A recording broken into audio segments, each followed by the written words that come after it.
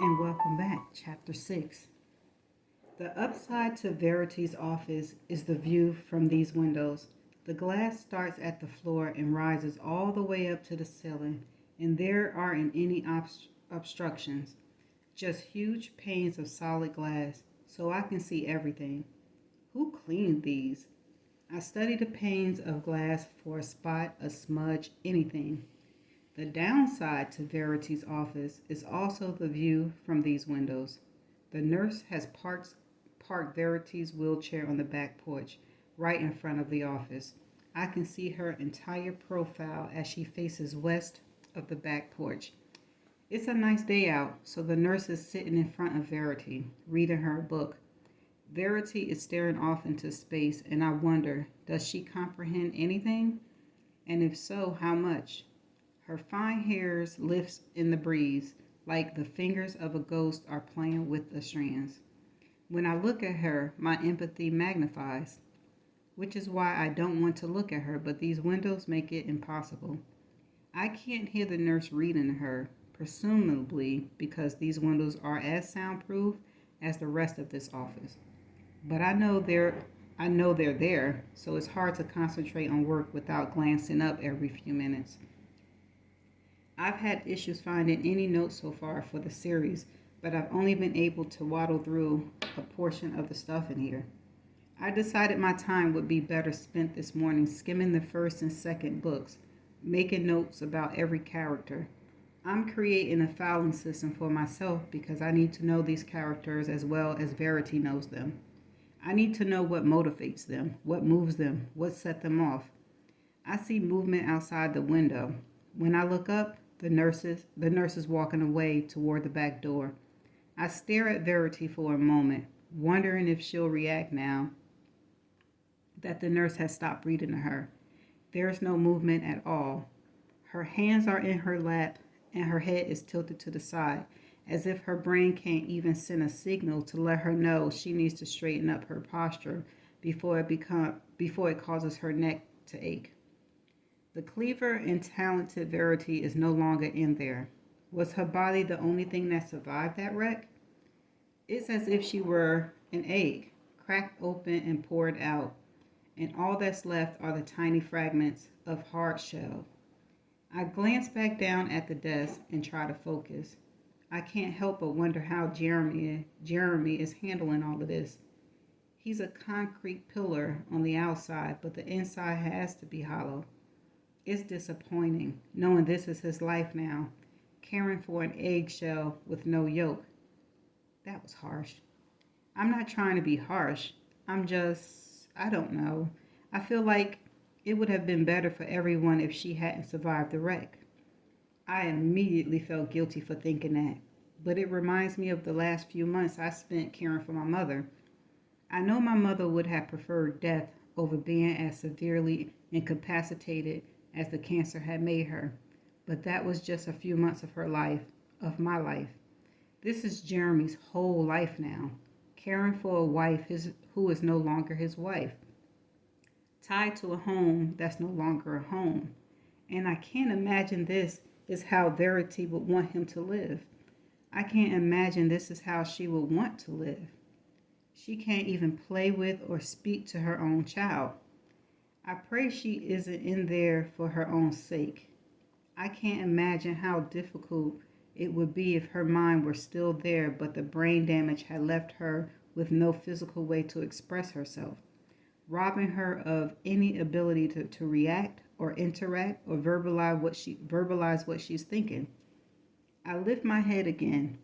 She's staring straight at me. I jump up and the desk chair moves backwards across the wood floor. Verity is looking right at me through the window, her head turned toward me, her eyes locked on mine. I bring my hand up to my mouth and step back. I feel threatened. I want out of her line of sight, so I creep to my left towards the office door. For a moment, I can't escape her gaze. She's the Mona Lisa, following me as I move across the room. But when I reach her office door, we're no longer making eye contact. Her eyes didn't follow me. I drop my hand and lean against the wall, watching as April walks back outside with a towel. She wipes Verity's chin and then takes a small pillow from Verity's lap and lifts her head, placing it between her shoulders and her cheek. With her head adjusted, she's no longer staring into the window. Shit, I whispered to no one. I'm scared of a woman who can barely move and can't even speak. A woman who can't willingly turn her head to look at someone, much less make intentional eye contact. I need water. I open the office door, but let out a yelp when my cell phone rings behind me on the desk. Damn it. I hate adrenaline. My pulse is racing, but I blow out a breath and try to calm down as I answer the phone. It's an unknown number. Hello? Miss Ashley? This is she. This is Donovan Baker from Creekwood Apartments. You put in an application a few days ago? I'm relieved to have a distraction. I walk back over to the window and the nurse has moved Verity's chair so that I'm only looking at the back of her head now. Yes, how can I help you? I'm calling because the application you submitted was processed today. Unfortunately, there was a recent eviction that showed up in your name, so we can't approve you for the apartment. Already? I just moved out a couple of days ago. But my application was already approved with you guys. I'm supposed to move in next week. Actually, you were only pre-approved. Your application wasn't fully processed until today. We can't approve applications with recent evictions. I hope you understand. I squeeze the back of my neck. I won't get my money for another 2 weeks. Please, I say to him, trying to sound as pathetic as I feel right now. I've never been late on my rent until now. I was just hired for another job, and in 2 weeks, if you let me move in now, I can pay you an entire year's rent, I swear. You can always appeal the decision, he says. It might take a few weeks, but I've seen applicants get approved due to circumstances. I don't have a few weeks. I've already moved out my last apartment. I'm sorry, he says. I'll email you our decision, and at the bottom of the email, contact that number for an appeal. Have a good day, Miss Ashley.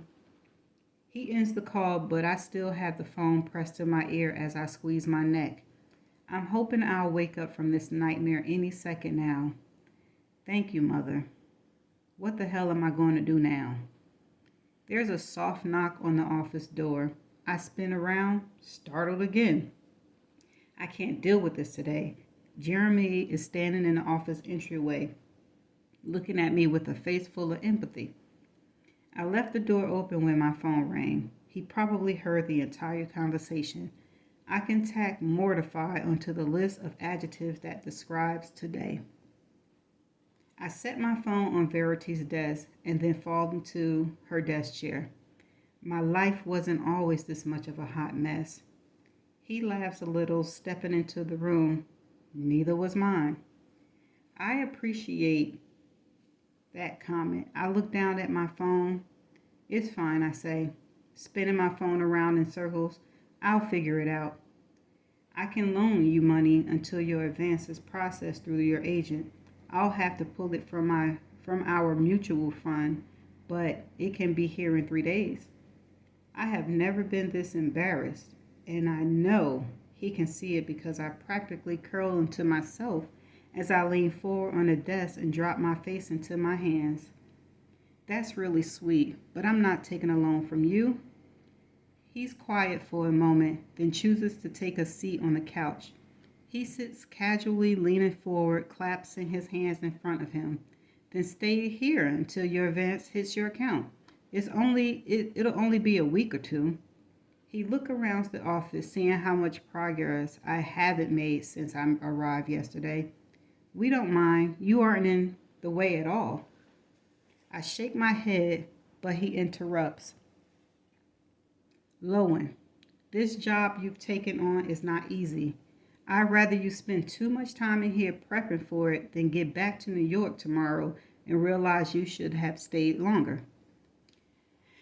I do need more time, but 2 weeks in this house with a woman who scares me, a manuscript I shouldn't be reading, and a man I know way too many intimate details about? It's not a good idea. None of it is good. I start to shake my head again, but he holds up a hand. Stop. Stop being considerate. Stop being embarrassed. Just say, all right.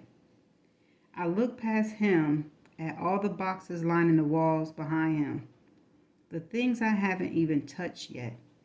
And then I think about how, with 2 weeks in here, I would have time to read every book in her back list, make notes on each of them, and possibly outline the 3 new ones.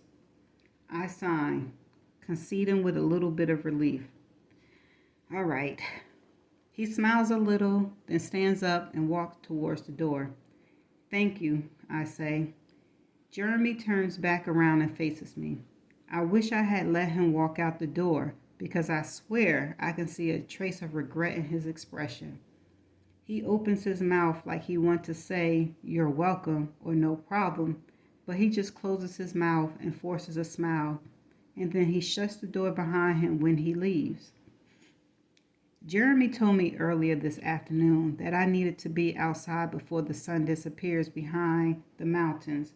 You'll see why Verity wanted an obstructive view from her office.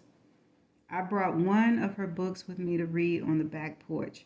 There were about 10 chairs to choose from, so I took a seat at the patio table. Jeremy and crew are down by the water, tearing old pieces of wood out of their fishing dock. It's cute watching crew grab a piece of wood Jeremy's handing to him. He carries them to a huge pile, then grabs another from his dad. Jeremy has to wait for him each time because it takes crew longer to dispose of the wood than it does for Jeremy to rip it out of the wooden frame. It proves how much patience he has as a father. He reminds me a little of my father. He died when I was 9, but I'm not sure I even saw him angry, not even at my mother, with her prickly comments and frequent hot temper. I grew to resent that about him, though. Sometimes I perceived his presence as weakness when it came to her. I watched Crew and Jeremy a little longer, in between attempts at finishing my chapter, but I'm finding it hard to comprehend anything because Jeremy took his shirt off a few minutes ago, and while I've seen him take his shirt off before, I never seen him without an undershirt. His skin is slick from the sweat he's worked up over the past 2 hours of being down at the dock. When he yanks at the wood with a hammer, his muscles stretch across his back, and I immediately recall the last chapter Verity wrote.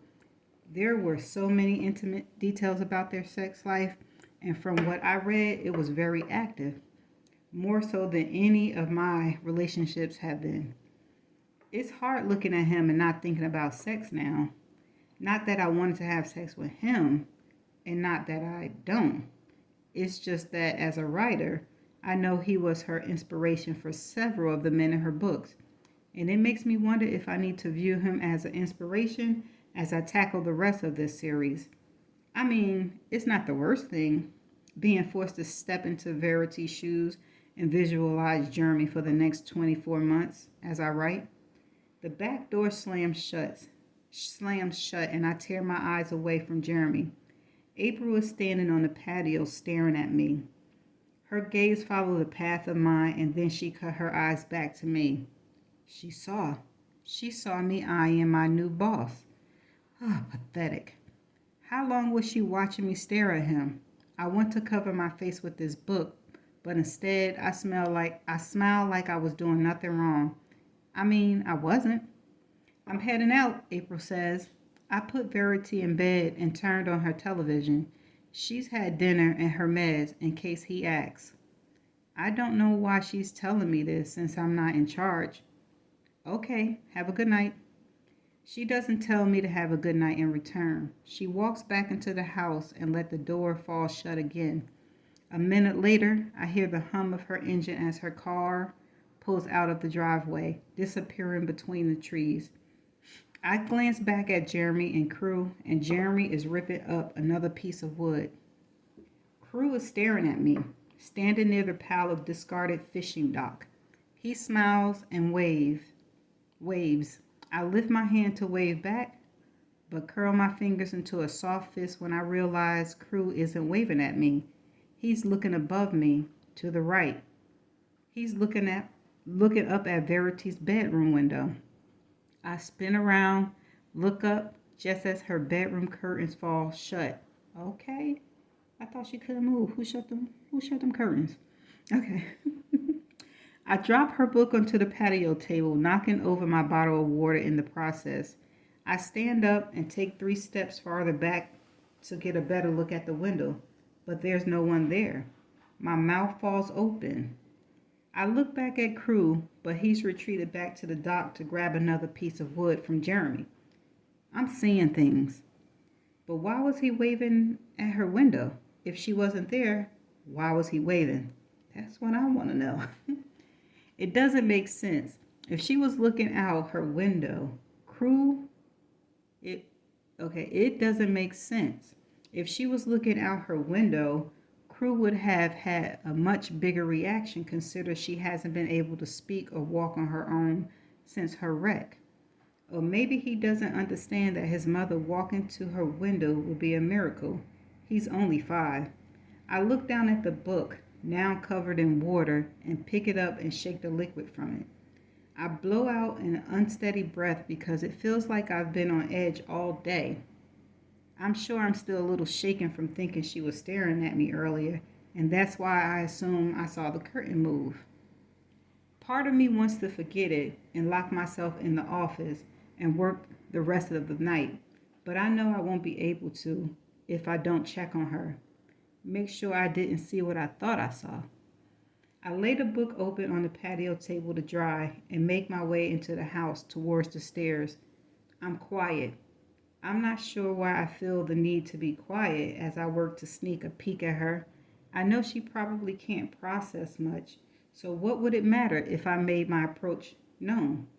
Even still, I remain quiet as I make my way up the stairs, down the hallway, and to her bedroom door. It's slightly ajar, and I can see the window that overlooks the backyard. I press my palm to the door and begin to open it. I'm biting my bottom lip as I peek my head in.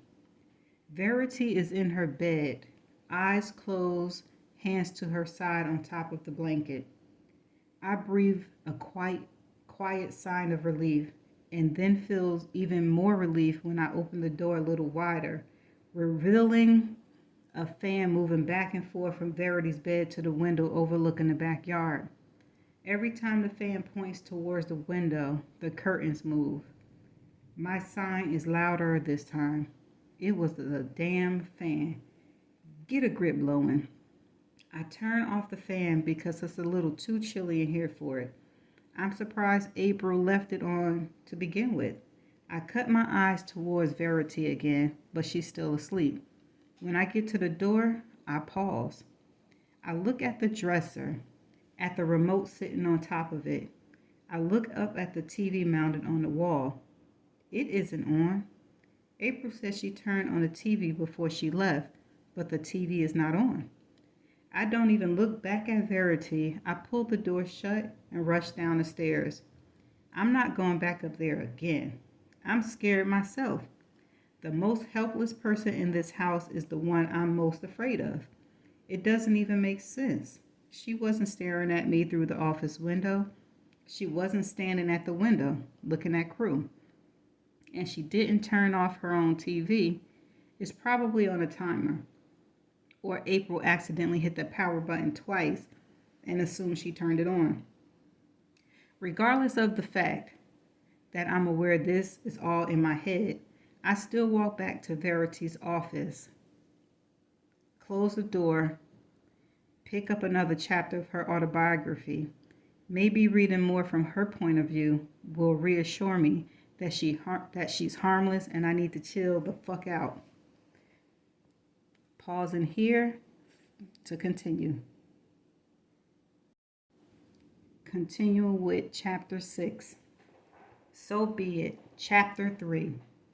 I knew I was pregnant because my breasts looked better than they had ever looked. I'm very aware of my body, what goes into it, how to nourish it, how to keep it toned. Growing up watching my mother's waistline expand with her laziness, I worked out daily, sometimes twice a day. I learned very early on that a human is not merely comprised of only one thing. We are two parts that make up the whole. We have our conscience, which includes our mind, our soul, and all the intangible parts. And we have our physical being, which is the machine that our conscience relies on for survival. If you fuck with the machine, you will die. If you neglect the machine, you will die. If you assume your conscience can outlive the machine, you will die shortly after learning you were wrong. It's very simple, really. Take care of your physical being. Feed it what it needs, not what the conscience tells you it wants. Giving into cravings of the mind that ultimately hurt the body is like a weak parent giving into her child. Oh, you had a bad day. Do you want an entire box of cookies? Okay, sweetie, eat it and drink this soda while you're at it. Caring for your body is no different from caring for a child. Sometimes it's hard, sometimes it sucks. Sometimes you just want to give in, but if you do, you'll pay for the consequences 18 years down the road. It's fitting when it comes to my mother. She cared for me like she cared for her body, very little. Sometimes I wonder if she's still fat, if she still neglected that machine. I wouldn't know. I haven't spoken to her in years. But I'm not interested in speaking about a woman who chose never to speak to me again. I'm here to discuss the first thing my baby ever stole from me. Jeremy. Oh. I didn't notice the theft at first. At first, after we found out that the night we got engaged became the night we conceived, I was actually happy. I was happy because Jeremy was happy. And at that point, other than my breasts looking better than ever, I didn't realize how detrimental the pregnancy was going to be to the machine I had worked so hard to maintain. It was around the third month, a few weeks after I found out I was pregnant, that I started to notice the difference. It was a small little pooch, but it was there. I had just gotten out of the shower and I was standing in front of the mirror looking at my profile. My hand was flat on my stomach and I felt something foreign and my stomach was slightly protruding. I was disgusted. I vowed to start working out 3 times a day. I'd seen what pregnancy could do to women, but I also knew most of the damage was done in that last trimester. If I could somehow figure out how to deliver early, maybe around 33 or 34 weeks, I could avoid the most detrimental part of pregnancy. There have been so many advances in medical care. Babies born that early are almost always fine. Wow. I dropped my hand and looked at the doorway. Jeremy was leaning against the doorframe, his arms folded over his chest. He was smiling at me. You're starting to show. I am not, I sucked in. He laughed and closed the distance between us, wrapping his arm around me from behind. He placed both hands on my stomach and looked at me in the mirror. He kissed my shoulders. You never looked more beautiful. It was a lie to make me feel better, but I was grateful. Even his lies meant something to me. I squeezed his hands and he spun me around to face him. Then he kissed me, walking me backward until I reached the bathroom counter. He lifted me onto it, then stood between my legs. He was fully clothed, just returning from work. I was completely naked, fresh from the shower. The only thing between us were his pants and the pooch I was still trying to suck in. He started fucking me on the counter, but we finished in the bed. His head was on my chest and he was tracing circles around over my stomach when it rumbled loudly. I tried to clear my throat to hide the noise, but he laughed. Someone's hungry. I started to shake my head, but he lifted off my chest to look at me. What she's craving? Nothing. I'm not hungry. He laughed again. Not you, her. he said, patting my stomach. Aren't pregnant women supposed to get weird cravings and eat all the time because of the babies? But barely eat? You barely eat, and your stomach is growling. He sits on the bed. I need to feed my girls. His girls? You don't even know if it's a girl yet. He smiled at me. It's a girl. I have a feeling. I wanted to roll my eyes because technically it was nothing. Not a boy, not a girl. It was a blob. I wasn't that far along yet, so assuming the things growing inside me was actually hungry or craving any particular type of food was absurd. How do you pronounce that word? Absurd. But it was hard for me to state my case because Jeremy was so ecstatic about the baby. I didn't really care if he treated it like it was more than it was. Sometimes his excitement excited me. For the next few weeks, his excitement helped me cope. The more my stomach grew, the more attentive he became. The more he would kiss it when we were in bed together at night. In the mornings, he would hold my hair while I puked. When he was at work, he would text me potential baby names. He became as obsessed with my pregnancy as I was with him. He went to my first doctor's visit with me. I'm thankful he was at the second doctor's visit too, because that was the day my world shifted. Twins. Two of them? I was quiet when we left the doctor's office that day. I had already feared becoming the mother of one baby, being forced to love the one thing Jeremy loved more than me. But when I found out there were two and that they were girls, I was suddenly not okay with being the third most important thing in Jeremy's life. I tried to force my smile when he talked about them. I would act like it filled me with joy when he rubbed my stomach, but it repulsed me, knowing he was only doing it because they were in there. Even if I delivered early, it didn't matter. Now that there were two of them, my body would suffer even more damage. I shuddered daily at the thought of them both growing inside of me, stretching my skin, ruining my breast, my stomach, and God forbid the temple between my leg where Jeremy worshipped nightly. How could Jeremy still want me after this? During the 4 month of my pregnancy, I started hoping for a miscarriage. Ooh.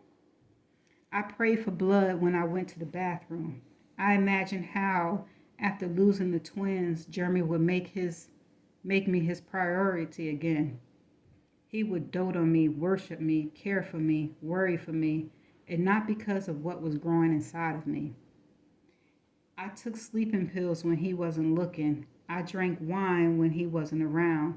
I did anything I could to destroy the things that were going to push him away from me, but nothing worked. They kept growing. My stomach continued to stretch. In my 5th month, we were lying on our side in the bed. Jeremy was fucking me from behind. His left hand gripped my breast and his right hand was against my stomach. I didn't like it when he touched my stomach during sex. It made me think of the babies and ruined my mood. I thought maybe he had reached orgasm when he stopped moving, but I realized he stopped moving because he felt them move.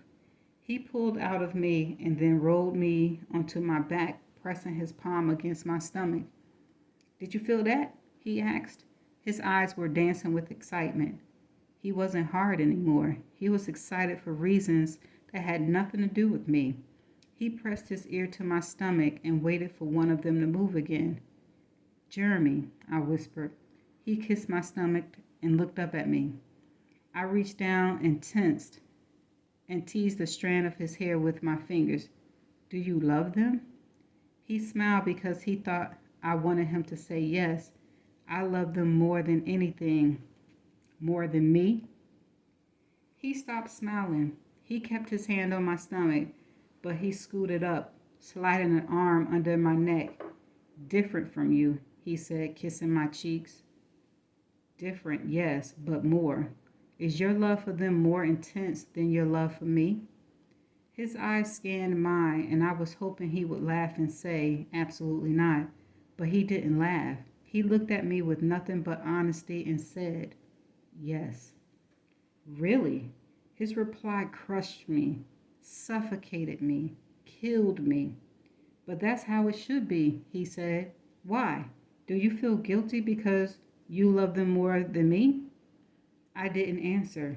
Did he really think I loved them more than I loved him? I don't even know them. Don't feel guilty, he said. I want you to love them more than you love me. Our love for each other is conditional. Our love for them isn't. My love for you is unconditional, I said. He smiled. No, it isn't. I could do things you would never forgive me for, but you'll always forgive your children. He was wrong. I didn't forgive them for existing. I didn't forgive them for forcing him to put me third. I didn't forgive them for taking the night we got engaged from us. They weren't even born yet, but they were already taking things that had once belonged to me. Verity, Jeremy whispered. He wiped a tear that had fallen from my eyes. Are you okay? I shook my head. I just can't believe how much you already love them, and they aren't even born yet. I know, he said, smiling. I didn't mean it as a compliment, but he took it that way. He laid his head back on my chest and touched my stomach. I'll be a fucking mess when they're born. He's going to cry. He had never cried for me, over me, about me. Maybe we haven't fought enough. I have to go to the bathroom, I whispered. I didn't have to go. I just needed to get away from him and all the love he was aiming in every direction but mine. He kissed me, and when I climbed off the bed, he rolled over, his back to me, and forgot we never even finished fucking. He fell asleep while I was in the bathroom, attempting to abort his daughter with a wire hanger. I tried for half an hour until my stomach started to cramp and blood was running down my leg. I was certain more would follow. I climbed into bed waiting for the miscarriage. My arms were shaking, my legs were numb from the squatting, my stomach hurt and I wanted to puke, but I didn't move because I wanted to be in the bed with him when it happened. I wanted to wake him up frantically, show him the blood. I wanted him to panic, to worry, to feel bad for me, to cry for me, to cry for me. And that's the end of chapter 6. Stay tuned for the next chapter.